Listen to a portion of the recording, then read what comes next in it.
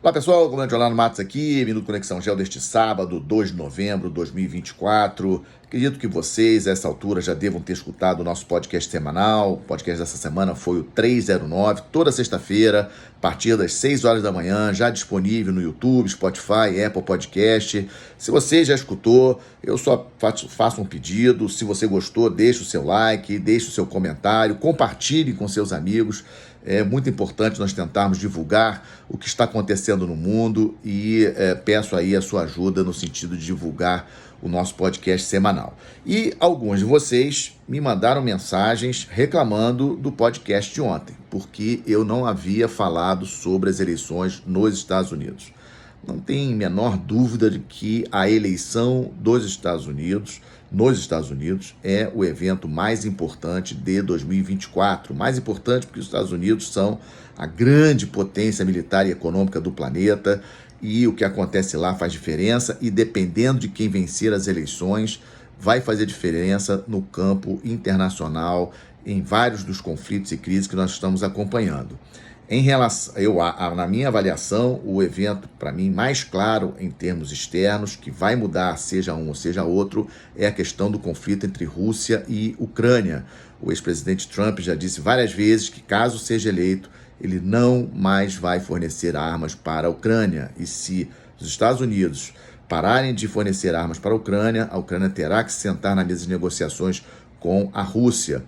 É importante nós lembrarmos do governo do Trump. Quando o Trump foi presidente, ele tinha como ideia força em relação à Rússia tentar trazer novamente a Rússia para o G8. O G8, vocês sabem que existe o G7, grupo de países mais ricos do mundo, e quando foi em 1997, Bill Clinton era o presidente dos Estados Unidos, ele convidou a Rússia para integrar o G8. A Rússia passou a fazer parte desse G8, ou seja, a Rússia participava das reuniões a partir de 1997 e até 2014. A Rússia só deixou de fazer parte do G8, o G8 deixou de existir apenas quando tivemos o caso da anexação da Crimeia em 2014.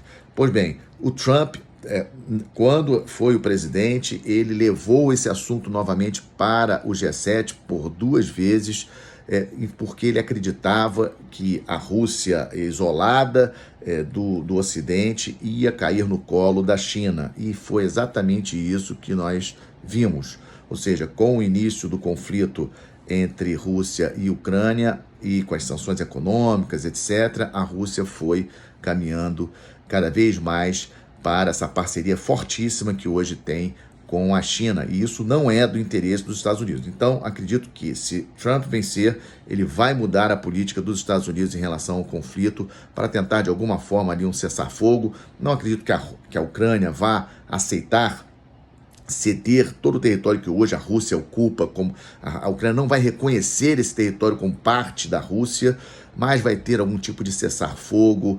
A Ucrânia vai receber muito dinheiro, não apenas dos Estados Unidos, mas principalmente de China, Arábia Saudita, outros países, para poder se reconstruir. A Ucrânia vai querer algum tipo de segurança, algum acordo em que os Estados Unidos e as potências da OTAN venham. Não vai entrar para a OTAN, não acredito que a Ucrânia vai entrar para a OTAN, a Rússia não aceitaria isso num acordo de cessar-fogo, mas sem sombra de dúvidas, se o Trump vencer as eleições, a principal mudança no campo externo será em relação ao conflito da Ucrânia. Se a Kamala Harris vencer, não sei quando esse conflito vai acabar, né? Os Estados Unidos vai seguir enviando armas para a Ucrânia, vão ter todo esse desgaste que nós estamos acompanhando, e aí eu não vejo previsão para terminar. No conflito que estamos vendo no Oriente Médio, se Trump vencer, avalio que terá os Estados Unidos vão intensificar o apoio para Israel em termos de armas, em termos de apoio de inteligência, apoio logístico, tudo que for necessário para liquidar a questão em relação ao Hamas, em relação ao Hezbollah e talvez até um ataque coordenado dos Estados Unidos e Israel contra as instalações do programa nuclear iraniano. Vamos aguardar. E a terceira questão, importantíssima, China. Nesse caso, avalio que tanto se Trump vencer ou Kamala Harris vencer, a postura dos Estados Unidos será mais ou menos a mesma, ou seja, de reforçar a posição militar dos Estados Unidos ali na região, talvez implementar a tal da OTAN asiática, ou seja, uma aliança militar envolvendo Estados Unidos, Japão, Coreia do Sul, Filipinas e Austrália, tendo aí a China como uma grande ameaça. Isso aí é uma possibilidade e, obviamente, eles querem também que a Índia faça parte disso, mas é uma questão mais complicada. A Índia tem essa postura de neutralidade estratégica, de não aderir a nenhuma aliança militar. Então, acho que em relação à China, tanto Trump como Kamala Harris não vai mudar muita coisa. Sem sombra de dúvidas, evento importantíssimo, estamos acompanhando aí todos os dias muitas notícias sobre as eleições. As eleições, na verdade, nos Estados Unidos, elas já começaram. O resultado, o último dia das eleições será terça-feira agora, dia 5, e o resultado, porque muitos americanos já votaram pelo correio, e o resultado deve sair lá para sexta-feira, para o sábado, sem sombra de dúvidas, um evento de grande relevância para o sistema internacional, e vamos seguir acompanhando aqui no Conexão Geo.